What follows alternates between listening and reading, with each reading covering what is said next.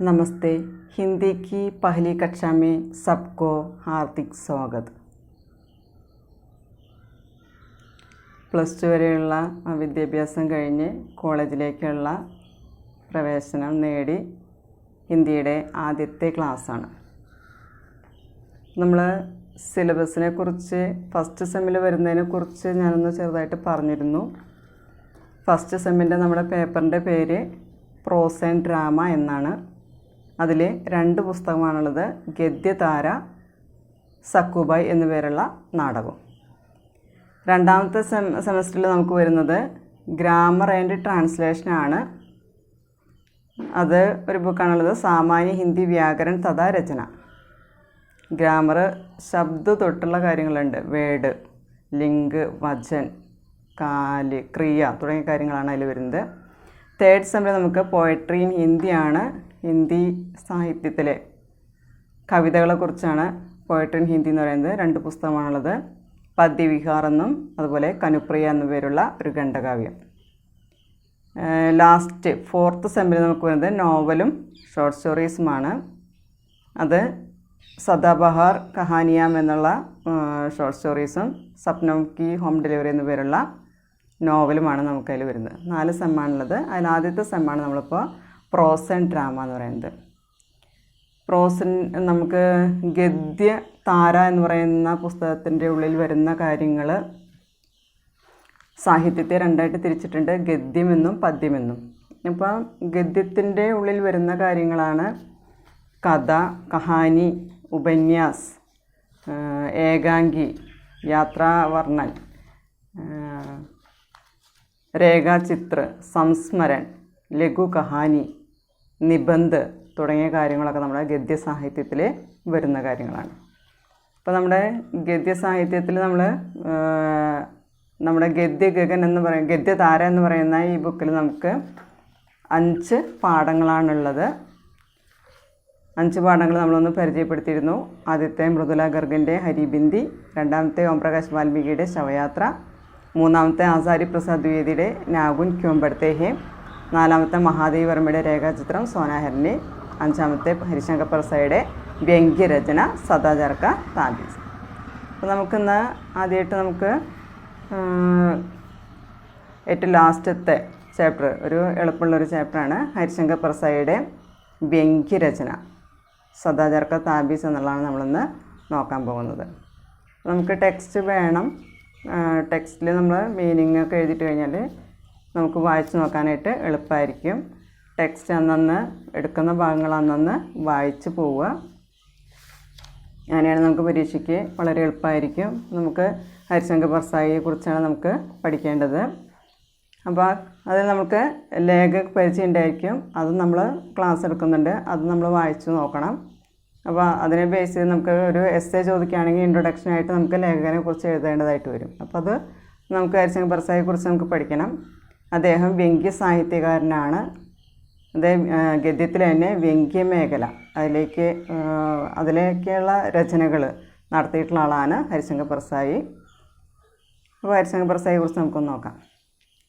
ഹരിശങ്കർ प्रसाई का जन्म 22 अगस्त 1922 को मध्य प्रदेश के होशंगाबाद जिले में जमानी नामक गाँव में हुआ था.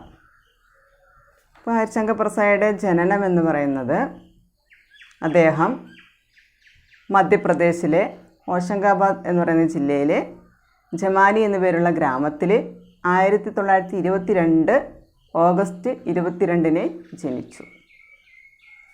നമുക്കിതിൽ നിന്ന് ഈ പാഠത്തിൽ നമുക്ക് ചോദിക്കാം. നമുക്ക് സദാചാർ കാ താബീസ് എന്ന് തന്നിട്ട് ചോദിക്കാം, ഈ കൈസി രചനാഹേ ചോദിക്കാം, അല്ലെങ്കിൽ കിസ്നിയെ ലിഖി എന്ന് ചോദിക്കാം. ഇത് എങ്ങനെയുള്ള രചനയാണ്, അല്ലെങ്കിൽ ആര് എഴുതി എന്നുള്ള ചോദ്യം ചോദിക്കാം. അപ്പോൾ ഇതിൽ ഹരിശങ്കർ പ്രസായി ആണ് നമ്മുടെ സദാചാർ കാ താബീസ് എന്ന് പറയുന്ന രചന എഴുതിയിട്ടുള്ളത്.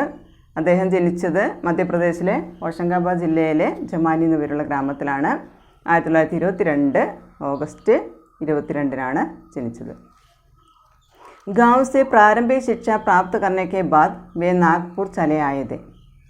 അപ്പോൾ ഗ്രാമത്തിൽ നിന്ന് പ്രാഥമിക വിദ്യാഭ്യാസം നേടിയതിന് ശേഷം അദ്ദേഹം നാഗപ്പൂരിലേക്ക് പോയി. नागपुर विश्वविद्यालय से उन्होंने MA हिंदी की परीक्षा पास की. നാഗപ്പൂർ യൂണിവേഴ്സിറ്റിയിൽ നിന്ന് അദ്ദേഹം MA ഹിന്ദി പരീക്ഷ പാസ്സായി. इसके बाद उन्होंने സ്വതന്ത്ര ലേഖൻ പ്രാരംഭ കൃതിയ. അപ്പോൾ MA പാസ്സായതിനു ശേഷം അദ്ദേഹം സ്വന്തമായിട്ട് എഴുതാനായിട്ട് ആരംഭിച്ചു. उन्होंने जबलपुर से साहित्यिक पत्रिका वसुधा का प्रकाशन भी किया. അദ്ദേഹം ജബൽപൂരിൽ നിന്ന് ഇറങ്ങുന്ന ഒരു സാഹിത്യ മാസികയാണ് വസുധ. അത് അദ്ദേഹം പബ്ലിഷ് ചെയ്തു. അപ്പോൾ സാഹിത്യരചനയ്ക്ക്, അതായത് പഠനം കഴിഞ്ഞിട്ട് തൊട്ട് പിന്നാലെ തന്നെ സാഹിത്യരചനയിലേക്ക് അദ്ദേഹം ഇറങ്ങി എന്നാണ് പറയുന്നത്. സ്വന്തമായി എഴുതാനായിട്ട് അദ്ദേഹം തുടങ്ങി. വസുധ എന്ന് പറയുന്ന മാഗസിൻ പബ്ലിഷ് ചെയ്യുകയും ചെയ്തു. हरिशंकर परसाई जी ने खोखली होती जाती जा रही हमारी सामाजिक और राजनीतिक व्यवस्था में पिसते मध्यवर्गीय मन की सच्चाइयों को बहुत ही निकटता से पकड़ा है.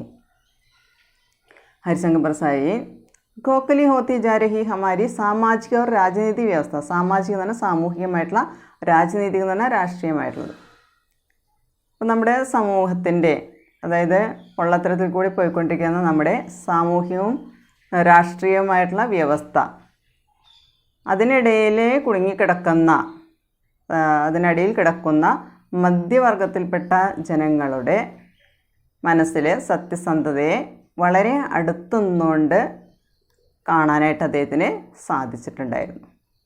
ഉൻകി ഭാഷാ ശൈലി में खास किस्म का अपनापन है जिससे पाठक ये महसूस करता है कि लेखक उसके सामने ही बैठा है. उनकी ഭാഷാശൈലി, അദ്ദേഹത്തിൻ്റെ ഭാഷാശൈലിയിലെ ഖാസ് കിസ്മക്ക, ഖാസ് എന്ന് പറഞ്ഞാൽ സ്പെഷ്യൽ, പ്രത്യേക തരത്തിലുള്ള ഒരു വ്യക്തിത്വം കാണാനായിട്ട് സാധിച്ചിരുന്നു. ജിസ്സെ പാഠക് എന്ന് പറഞ്ഞാൽ വായനക്കാർ. അപ്പോൾ അതിൽ നിന്ന് വായനക്കാർക്ക് മഹസൂസ് കർത്താഹെ, അനുഭവിക്കാനായിട്ട് സാധിച്ചിരുന്നു. എന്താണ്? ലേഖ ഉസ്കെ സാമനെ ഹി ബൈഠാഹെ, എഴുതുന്നയാൾ, അതായത് ലേഖകൻ അവരുടെ അടുത്ത് തന്നെ, വായനക്കാരുടെ അടുത്ത് തന്നെയാണ് ഇരിക്കുന്നത് എന്നുള്ളൊരു തോന്നൽ വായനക്കാർക്ക് ഉണ്ടായിരുന്നു. ഒരു പ്രത്യേക ഭാഷാശൈലിയിൽ അദ്ദേഹം എഴുതിയിരുന്നത് അതുകൊണ്ട് തന്നെ വായനക്കാർക്ക് ലേഖകൻ തൊട്ട് അടുത്ത് തന്നെ ഉണ്ടെന്നുള്ളൊരു തോന്നൽ ഉണ്ടായിരുന്നു. മാത്ര 18 वर्ष की उम्र में हरिशंकर परसाई ने जंगल विभाग में नौकरी की. ജംഗൽ വിഭാഗം എന്ന് പറഞ്ഞാൽ ഫോറസ്റ്റ് ഡിപ്പാർട്ട്മെൻറ്റാണ്. അപ്പോൾ 18 वर्ष की उम्र में, 18 വയസ്സ് പ്രായമുള്ളപ്പോൾ ഹരിശങ്കർ പർസായിക്ക് എവിടെ ജോലി കിട്ടി? ജംഗൽ വിഭാഗമേ നൗക്കരി. അതേ ഫോറസ്റ്റ് ഡിപ്പാർട്ട്മെൻറ്റിൽ ജോലി ചെയ്തു അദ്ദേഹം. വേ ഗണ്ഡവാമേ ച മാത്ത് ബത്തോർ അധ്യാപക് ബി നിയുക്ത് ഹുയേ थे. അദ്ദേഹം ഖണ്ഡവയിൽ 6 മാസത്തോളം ഒരു അധ്യാപകനെ പോലെ അദ്ദേഹത്തെ അപ്പോയിൻറ്റ് ചെയ്യുകയും ചെയ്തിരുന്നു. നിയുക്ത് കരണം എന്ന് പറഞ്ഞാൽ അപ്പോയിൻറ്റ് ചെയ്യുക. उन्होंने 2 वर्ष 1941 से 1943 में जबलपुर में स्पेस ट्रेनिंग कॉलेज में शिक्षण कार्य का अध्ययन किया. ഇനി അദ്ദേഹം 2 വർഷ 1941 മുതൽ 1943 വരെയുള്ള കാലഘട്ടത്തിൽ അദ്ദേഹം ജബൽപൂരിലെ സ്പേസ് ട്രെയിനിങ് കോളേജിലെ ശിക്ഷൻ കാര്യക്ക് ട്രെയിനിങ് അദ്ദേഹം നടത്തി. 1943 से हरिशंकर जी वही मॉडल हाई स्कूल में अध्यापक हो गए. അങ്ങനെ 1941 തൊട്ട് 43 വരെയുള്ള 2 വർഷം അദ്ദേഹം ട്രെയിനിങ് നടത്തി ജബൽപൂരിൽ. അതിനുശേഷം 1943 അദ്ദേഹം മോഡൽ ഹൈസ്കൂളിലെ അധ്യാപകനായിട്ട് ചേർന്നു. किंतु वर्ष 1952 में हरिशंकर परसाई ने यह सरकारी नौकरी छोड़ी. 1952 അദ്ദേഹം സർക്കാർ ജോലി വേണ്ടെന്ന് വെച്ചു. 1952 उन्होंने वर्ष 1953 से 1957 तक प्राइवेट स्कूलों में नौकरी की. ഇപ്പോൾ ഗവൺമെൻറ് ജോലി ഉണ്ടായിരുന്നത് വേണ്ടാന്ന് വെച്ചിട്ട് അതിനിടയ്ക്ക് 43 ട്രെയിനിങ് നടത്തി അദ്ദേഹം 43 തൊട്ട് മോഡൽ ഹൈസ്കൂളിലെ അധ്യാപകനായി ചേർന്നു. 52 അദ്ദേഹം സർക്കാർ ജോലി ഉണ്ടായിരുന്നു വേണ്ടാന്ന് വെച്ചു. അതിനുശേഷം 53 മുതൽ 57 വരെയുള്ള കാലഘട്ടത്തിൽ അദ്ദേഹം പ്രൈവറ്റ് സ്കൂളുകളിലെ അധ്യാപകനായിട്ട് ജോലി ചെയ്തു. 1957 में उन्होंने नौकरी छोड़कर स्वतंत्र लेखन की शुरुआत की. ഇനി 1957 അദ്ദേഹം നൗക്കരി ചോഡ്കർ, അതായത് അധ്യാപകനായിട്ട് ജോലി ചെയ്തിരുന്ന ആ ജോലി വേണ്ടാന്ന് വെച്ചിട്ട് സ്വതന്ത്ര ലേഖൻ കി ശുരുവാത്ത്, അതായത് സ്വന്തമായിട്ട് എഴുതാൻ അദ്ദേഹം ആരംഭിച്ചു. സ്വതന്ത്ര ലേഖകനായിട്ട് അല്ലെങ്കിൽ സ്വന്തമായിട്ട് അദ്ദേഹം എഴുതാനായിട്ട് ആരംഭിച്ചു. അപ്പോൾ ജോലിയൊക്കെ ആദ്യം സർക്കാർ ജോലി വേണ്ടാന്ന് വെച്ച് പിന്നെ അധ്യാപകനായി ചേർന്നു. അധ്യാപക ജോലിയും വേണ്ടാന്ന് വെച്ച് മുഴുവൻ സമയം എഴുത്തിലേക്ക് അദ്ദേഹം ശ്രദ്ധ തിരിച്ചു. हरिशंकर परसाई जबलपुर रायपुर से निकलने वाले अकबर देशबंधु में पाठकों द्वारा पूछे जाने वाले उनके अनेक प्रश्नों के उत्तर देते थे.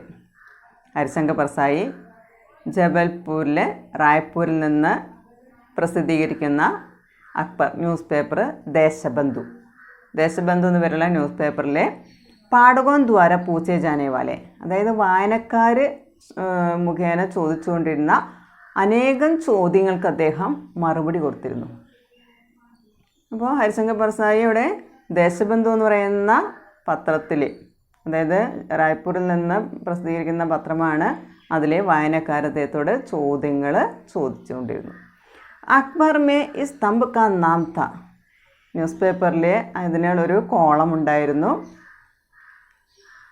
पहले स्तंभ में हल्के इश्किया और फिल्मी पूछिए परसाई से राजनीतिक प्रश्नों धीरे परसाई जी ने लोगों को गंभीर सामाजिक सवाल पूछे जाते थे.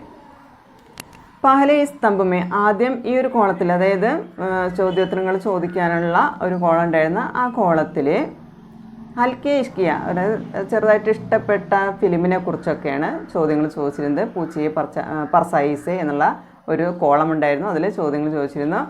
പിന്നീട് രാജനീതി പ്രശ്നം ധീരെ പർസായിജിനെ ലോകോംകോ ഗംഭീർ സാമാജിക സവാൽ പൂച്ചേ ജാത്തേ, പിന്നെ രാഷ്ട്രീയപരമായിട്ടുള്ള ചോദ്യങ്ങൾ.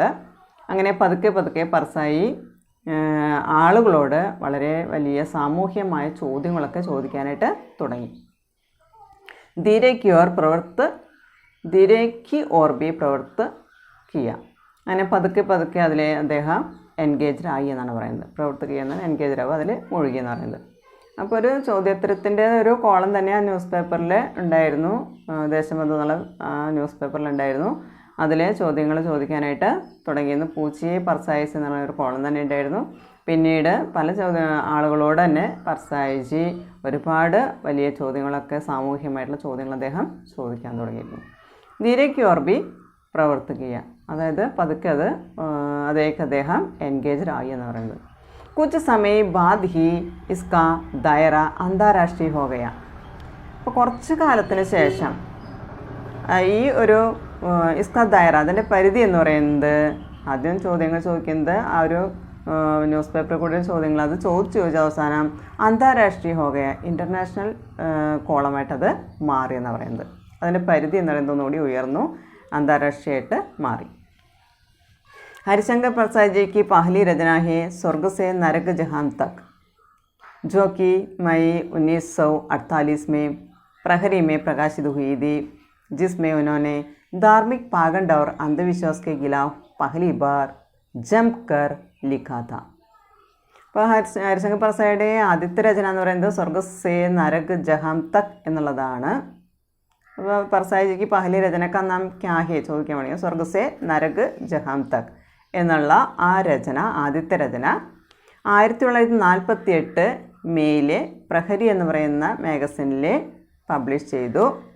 ജിസ്മി ഉനോനെ, ആ ഒരു രചനയിൽ അദ്ദേഹം ധാർമ്മിക് പാഖണ്ഡ് ഓർ അന്ധവിശ്വാസ് കെ ഖിലാഫ്, മതപരമായിട്ടുള്ള, ധാർമ്മികം എന്ന് പറഞ്ഞാൽ മതപരമായിട്ടുള്ള, പാഖണ്ഡ് എന്ന് പറഞ്ഞാൽ അനാചാരങ്ങൾ, അവർ അന്ധവിശ്വാസ് കെ ഖിലാഫ്, അന്ധവിശ്വാസങ്ങൾക്ക് എതിരായിട്ട്, കെ ഖിലാഫ് എന്ന് പറഞ്ഞാൽ എതിരായിട്ട്. അപ്പോൾ ആ രചനയിൽ സ്വർഗസേ നരക് ജഹാം തക് എന്ന് പറയുന്ന രചനയിൽ അദ്ദേഹം മതപരമായിട്ടുള്ള അനാചാരങ്ങൾ, അന്ധവിശ്വാസങ്ങൾക്ക് എതിരായിട്ട് പഹലി ബാർ ജംകർ ലിഖാത്ത, ആദ്യത്തെ പ്രാവശ്യം വളരെ ശക്തമായിട്ട് അതിന് എതിരായിട്ട് എഴുതിയെന്ന് പറയുന്നത്. രചന സ്വർഗസേ നരക് ജഹാം തക് എന്ന് പറയുന്ന രചനയിൽ മതപരമായ അന്ധവിശ്വാസങ്ങൾക്കും അനാചാരങ്ങൾക്കും എതിരായിട്ട് അദ്ദേഹം ആദ്യമായി അദ്ദേഹത്തിൻ്റെ തൂലിക ചലിപ്പിച്ചു, അല്ലെങ്കിൽ അതിന് എതിരായിട്ട് അദ്ദേഹം എഴുതി. ധാർമ്മിക് ഖോഖല പാഖണ്ഡ് ഉൻകെ ലേഖൻ കാ പഹല പ്രിയ വിഷയ ഥ, മതപരമായ പൊള്ളത്തരങ്ങൾ, അനാചാരങ്ങൾ, ഇതെല്ലാം അദ്ദേഹത്തിൻ്റെ ലേഖനത്തിൻ്റെ എഴുതുന്നതിന് അദ്ദേഹത്തിൻ്റെ എഴുത്തിൻ്റെ ഏറ്റവും പ്രിയപ്പെട്ട ആദ്യത്തെ വിഷയമായിട്ടത് തീർന്നു. അപ്പോൾ അതായത് ധാർമ്മിക് പാഖണ്ഡ് അവർ അന്ധവിശ്വാസ്, അതായത് മതപരമായിട്ടുള്ള അന്ധവിശ്വാസങ്ങൾ, പൊള്ളത്തരങ്ങൾ, ഇതാണ് അദ്ദേഹത്തിൻ്റെ ഏറ്റവും പ്രിയപ്പെട്ട വിഷയമായിട്ട് തീർന്നത്. ഇനി അദ്ദേഹത്തിൻ്റെ നിബന്ധ സംഗ്രഹം. നിബന്ധം എന്ന് പറഞ്ഞാൽ എസ്സേ, മലയാളത്തിലെ ഉപന്യാസം എന്ന് പറയും, ഉപന്യാസ സമാഹാരങ്ങൾ. തബ് കി ബാത് ഔർ ദേ, ബൂദ് കെ പാവ് പീछे, बेईमानी की परत, पगडंडियों का जमाना, शिकायत मुझे भी है, सदाचार का ताबीज़ और अंध में, प्रेमचंद के फटे जूते, माटी कहे कुम्हार से, കാഗ് ബഗോഡ. ഇതെല്ലാം അദ്ദേഹത്തിൻ്റെ ഉപന്യാസ സമാഹാരങ്ങളുടെ പേരാണ്. അതിൽ നമ്മുടെ പഠിക്കാൻ പോകുന്ന സദാചാർ ക താവീസ് വന്നിട്ടുണ്ട്. കഹാനി സംഗ്രഹം. അപ്പം ഉപന്യാസം മാത്രമല്ല, കഥാസമാഹാരങ്ങളുണ്ട്. സംഗ്രഹം എന്ന് പറഞ്ഞാൽ സമാഹാരമാണ്. ഹസ്തേ ഹേ രോത്തേ ഹേ, ജൈസെ ഉൻകെ ദിൻ ഫിരെ, ബോലാറാം കാ ജീവ്, ദോ നാക് വാലേ ലോക്. ഇതെല്ലാം അദ്ദേഹത്തിൻ്റെ കഥാസമാഹാരങ്ങളാണ്. നിങ്ങളൊന്ന് അറിഞ്ഞിരിക്കാൻ വേണ്ടിയിട്ടാണ് പറയുന്നത്. ഉപന്യാസ്. റാണി നാഗ്ഫണി കി കഹാനി, തട്ട് കി ഘോജ്, ജ്വാല ഔർ ജൽ. ഇത് നോവലാണ്. ഉപന്യാസ് എന്ന് പറഞ്ഞാൽ നോവൽ എന്നാണ് അർത്ഥം. വ്യംഗ്യ സംഗ്രഹം, വ്യംഗ്യ സമാഹാരങ്ങൾ.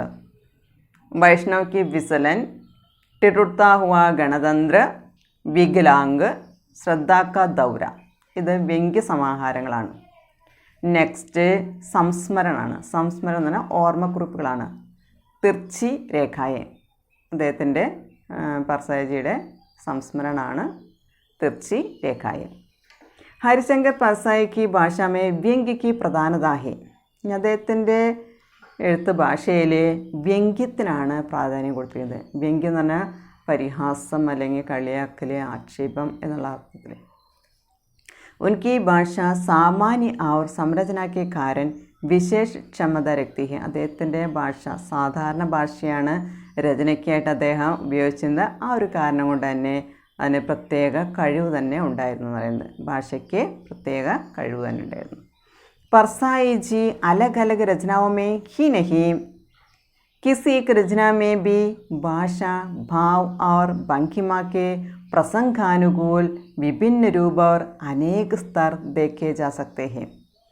परसाई जी अलग अलग रचनाओं में ही नहीं, വ്യത്യസ്തമായ രചനകളിൽ മാത്രമല്ല, കിസി ഏക് രചനാമേ ബി, ഏതൊരു രചനയായാലും അതിലെ ഭാഷ, ഭാവം, അതിനെല്ലാം പ്രസംഗാനുകൂൽ, സന്ദർഭത്തിനനുസരിച്ച്, വിഭിന്ന വ്യത്യസ്തമായ രൂപങ്ങളും, അനേക പലതരത്തിലും അത് ആ രചനകളെ, ആ ഭാഷയെ നോക്കിക്കാണാനായിട്ട് അദ്ദേഹത്തിന് സാധിച്ചിരുന്നു.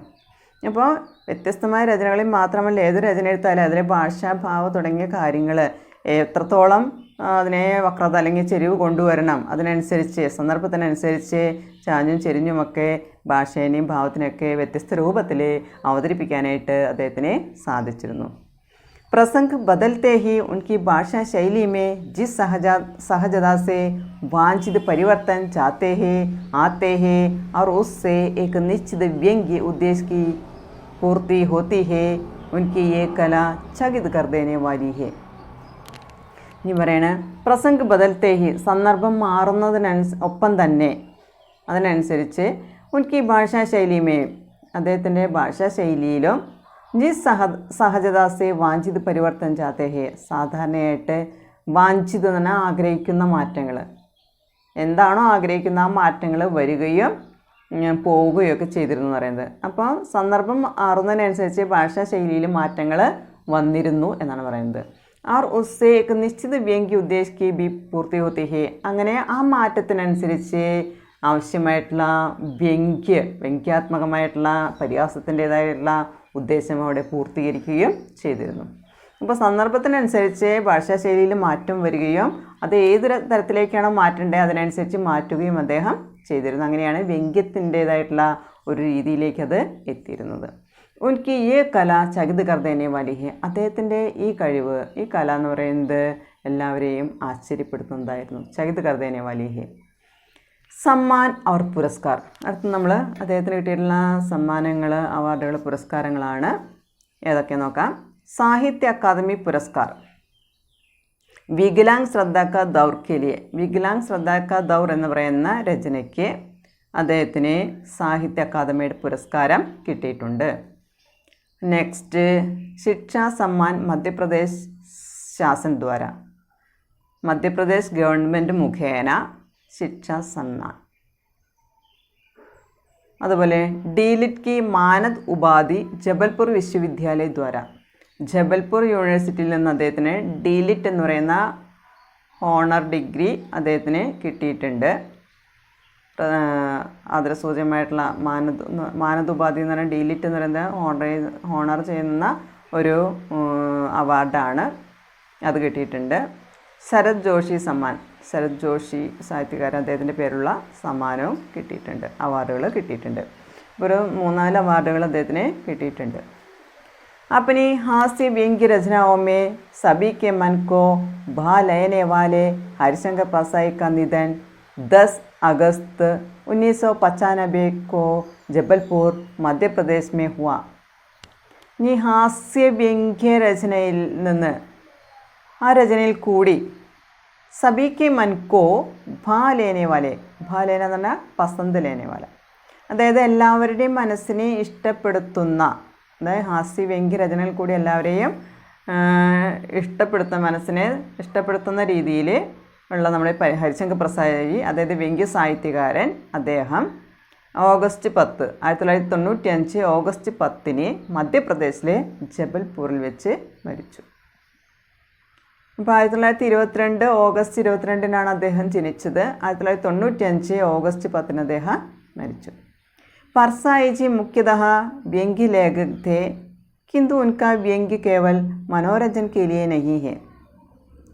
परसाई जी പ്രധാനമായും വ്യംഗ്യലേഖകനായിരുന്നു, എങ്കിലും ഉൻക വ്യംഗ്യ, അദ്ദേഹത്തിൻ്റെ വ്യംഗ്യം എന്ന് പറയുന്നത് കേവൽ മനോരഞ്ജൻ കെ ലിയെ നഹി ഹെ, കേവലം മനോരഞ്ജൻ, അതായത് രസത്തിന് വേണ്ടി മാത്രമായിരുന്നില്ല എന്ന് പറയുന്നത്. അപ്പോൾ ഇപ്പോൾ നമ്മൾ ചോദിക്കാവുന്നതാണ്, വ്യംഗ്യ സാഹിത്യകാർക്ക് നാം ലിഖിയെ ചോദിച്ച ഹരിശങ്കർ परसाईയാണ്. അല്ലെങ്കിൽ ഹരിശങ്കർ परसाई കൈസേ ലേഖകത്തെ, എങ്ങനെയുള്ള ലേഖകനായിരുന്നു? വ്യംഗ്യ ലേഖകനായിരുന്നു. उन्होंने अपने व्यंग्य के द्वारा बार बार पाठकों का ध्यान व्यक्ति और समाज की उन कमजोरियों और विसंगतियों की ओर आकृष्ट किया था जो हमारे जीवन को दूभर बना रही है.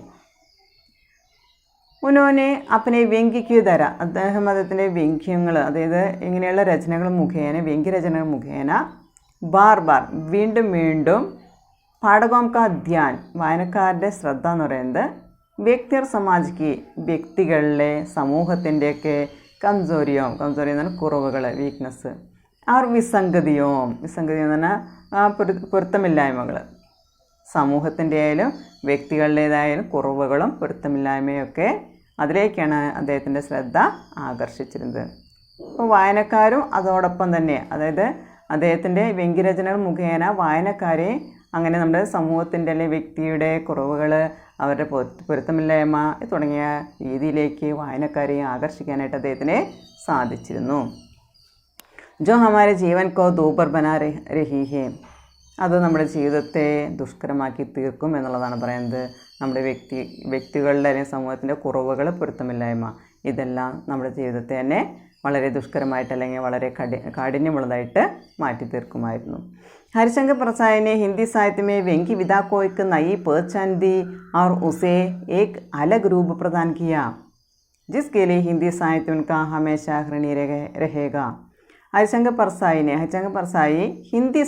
ഹിന്ദി സാഹിത്യത്തിലെ വ്യംഗ്യ വിധാക്കോ, വ്യംഗ്യ എന്ന് പറയുന്ന ഈ രൂപത്തിന് एक नई पहचान दी, ഒരു പുതിയ കണ്ടെത്തൽ, അതായത് സാഹിത്യ മേഖലയിൽ, ഹിന്ദി സാഹിത്യ മേഖലയിൽ അല്ലെങ്കിൽ ഗദ്യ സാഹിത്യ മേഖലയിൽ വ്യംഗ്യ എന്ന് പറയുന്ന ഒരു രൂപത്തിനെ അവിടെ അദ്ദേഹം തിരഞ്ഞെടുത്തു, കണ്ടെത്തിയെന്നാണ് പറയുന്നത്. ആർ ഉസേ കലക് രൂപ പ്രദാൻ കിയ, അതിന് വ്യത്യസ്തമായിട്ടുള്ള രൂപം അദ്ദേഹം കൊടുത്തു.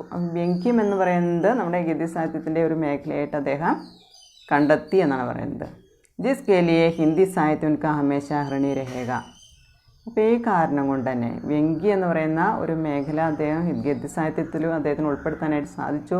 ആ ഒരു കാരണം കൊണ്ട് തന്നെ ഹിന്ദി സാഹിത്യം എന്ന് പറയുന്നത് എപ്പോഴും ഹരിശങ്കർ പാസായിയുടെ അടുത്ത് ഋണി രഹേഗ കടപ്പെട്ടിരിക്കുകയാണ് എന്നാണ് പറയുന്നത്.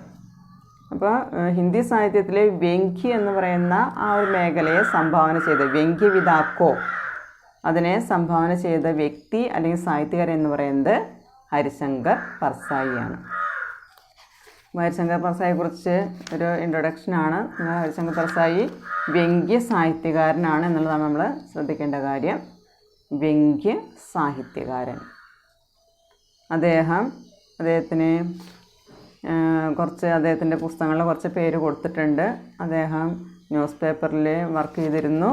അതുപോലെ തന്നെ ജംഗൾ വിഭാഗത്തിലാണ് ആദ്യം അദ്ദേഹത്തെ നിയമിച്ചത്. പിന്നീട് ട്രെയിനിങ് നടത്തി. അത് കഴിഞ്ഞ് സ്കൂളിൽ അധ്യാപകനായിട്ട് കയറി. വീണ്ടും ആ ജോലിയൊക്കെ ഉപേക്ഷിച്ച് അദ്ദേഹം സ്വന്തമായിട്ട് എഴുതാനായിട്ട്, അതായത് എഴുത്തിലേക്ക് അദ്ദേഹം തിരിഞ്ഞു.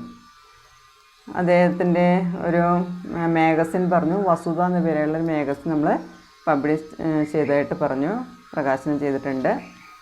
അതുപോലെ തന്നെ അദ്ദേഹത്തിൻ്റെ ഏറ്റവും ആദ്യത്തെ രചന എന്ന് പറയുന്നത് സ്വർഗസെ നരക ജഹാൻ തക് എന്നുള്ളതാണ് ഏറ്റവും ആദ്യത്തെ രചന എന്ന് പറയുന്നത്. അതിൽ എന്തിനെക്കുറിച്ചാണ് പറയണത്? ധാർമ്മിക് പാഖണ്ഡ് और അന്ധവിശ്വാസ് के खिलाफ, അതായത് മതപരമായിട്ടുള്ള അനാചാരങ്ങൾക്ക് അന്ധവിശ്വാസത്തിനും എതിരായിട്ടാണ് അദ്ദേഹം തൂലിക ചലിപ്പിച്ചത്. ഏറ്റവും ആദ്യം എഴുതിയത് അതിനെക്കുറിച്ചാണെന്നാണ് പറയുന്നത്. അദ്ദേഹത്തിൻ്റെ പ്രിയപ്പെട്ട വിഷയം എന്ന് പറയുന്നത് ധാർമ്മിക് പാഖണ്ഡ് ആയിരുന്നു എന്നാണ് പറയുന്നത്. അതുപോലെ ഉപന്യാസ സമാഹാരങ്ങളുണ്ട്, കഥാസമാഹാരങ്ങൾ, നോവല്, വ്യംഗ്യ സമാഹാരങ്ങൾ, ഓർമ്മക്കുറിപ്പുകൾ തുടങ്ങിയ കാര്യങ്ങൾ അദ്ദേഹം എഴുതിയിട്ടുണ്ട്. കുറച്ച് പുരസ്കാരങ്ങളും അദ്ദേഹം നേടിയിട്ടുണ്ട്. ഇത്രയാണ് നമ്മൾ ഹിന്ദി സാഹിത്യത്തിൽ നമ്മൾ ഹരിശങ്കർ പർസായിയെക്കുറിച്ചുള്ള ഒരു പരിചയപ്പെടുത്തൽ എങ്ങനെയാണ്. അടുത്ത നമുക്ക് പാഠമാണ് സദാചാർ കാ താബീസ്. നമുക്ക് അടുത്ത ക്ലാസ്സിൽ നമുക്ക് നോക്കാം. Okay, thank you.